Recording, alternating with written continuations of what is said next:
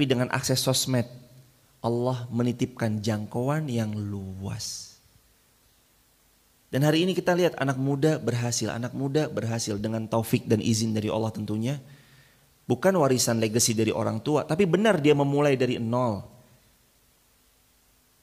Dunia berubah, perputaran berubah.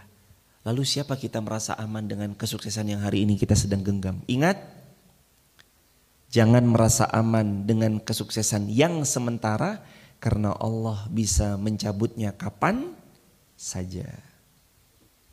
Jangan rasa aman. Terus belajar. Seorang ulama ahli hikmah pernah bilang, dan ini salah satu quote yang saya sangat pegang. Kalimatnya gini. Siapa yang mau terus belajar maka dia akan jadi pemilik masa depan. Dan sesiapa yang berhenti belajar maka dia hanya akan menjadi pemilik masa lalu. Kalau hari ini kita mau terus belajar, menambah ilmu, menambah wawasan, masa depan itu dengan taufik dan izin Allah akan kita genggam. Tapi kalau kita memutuskan untuk ngapain sih? Udahlah gak usah belajar, udah cukup kok. Dan kita merasa puas, maka tunggu saatnya kita hanya akan jadi pemilik masa lalu. Ingat ya jemaah, tidak ada yang selamanya di puncak, tidak ada. Belajarlah dari Nokia. Kenal Nokia? Tahu brand Nokia? Coba lihat Nokia pada zamannya. Top of mind, number one in the world. Handphone, telepon genggam paling nomor satu di mindset semua manusia di dunia pada zamannya. Nokia, Kodak, Fujifilm, ingat ya? Jadi ketahuan kan generasinya? Kan kita sama generasinya. Nokia, Kodak, Fujifilm, dan sejenisnya itu top of mind pada zamannya. Tapi kalau berhenti belajar, dulu muncul Nexian, Burberry, terus muncullah Blackberry, itu udah ancaman. Blackberry menyalip dengan cepat, fus semuanya. Pin BB-nya berapa? Pin BB-nya berapa? Pin BB-nya berapa? Tukeran pin BB. Akhirnya muncullah Android, muncullah iPhone. Disitulah perubahan, semuanya tinggal scroll. Seperti yang hari ini kita genggam, itu kan hampir semua handphone kita hari ini touchscreen semua. Udah gak ada lagi tombolnya ya kan? Udah gak ada tombolnya kan? Hampir touchscreen semua. Tiba-tiba muncul papan ketiknya, ini dan itu. Fujifilm, Kodak yang dulu ada di puncak kejayaannya, sekarang dilibas dengan kamera-kamera handphone yang bahkan kamera handphone ini cukup satu genggaman bisa menggantikan daripada banyak fungsi. Yang dulu kita harus bawa ceklek, dicetak, kobong, kebakar. Sekarang ceklek, jelek, ulang lagi, jelek, ulang lagi, gitu kan bisa. Belum lagi diedit gimana caranya biar pipinya yang tadinya sawo matang jadi putih gitu.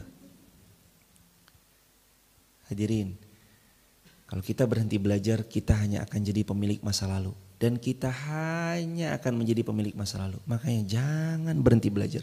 Belajar. Itu sebabnya kenapa Rasulullah SAW memberi kalimat thalabul ilm, belajar itu faridotun, wajib ala kulli muslim, kepada setiap orang yang mengaku dirinya muslim. Karena muslim itu harus jadi pemilik masa depan. Syaratnya belajar. Kita ini harus jadi pemilik masa depan. Caranya ambil pesan Nabi secara tersirat. Belajar.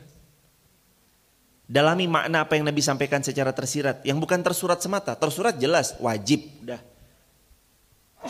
Alhamdulillah. Yadikumul salibalakum.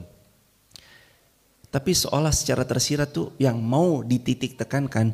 Kamu tuh harus belajar supaya kamu jadi penggenggam masa depan. Muslim gak boleh terbelakang. Muslim harus terus belajar.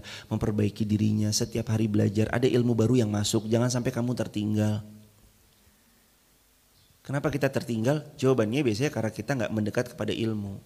Rata-rata, coba lihat zaman-zaman Baghdad. Lihat zaman-zaman Spanyol, Islam di Andalusia. Tinta-tinta ulama, ketika ulama menulis buku, dibayar oleh pemerintah pada zamannya senilai dengan emas yang beratnya sama dengan buku tersebut. Tahu sendiri buku ulama berapa jilid kan? 4 jilid, 9 jilid, 30 jilid.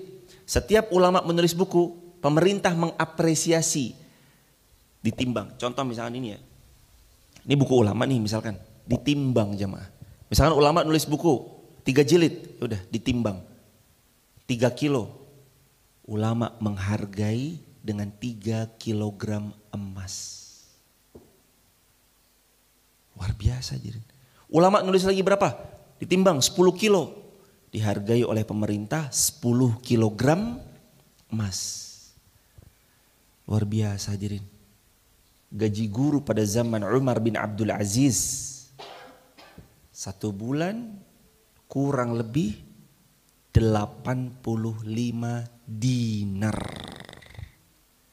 Ada yang mengatakan 120 dinar.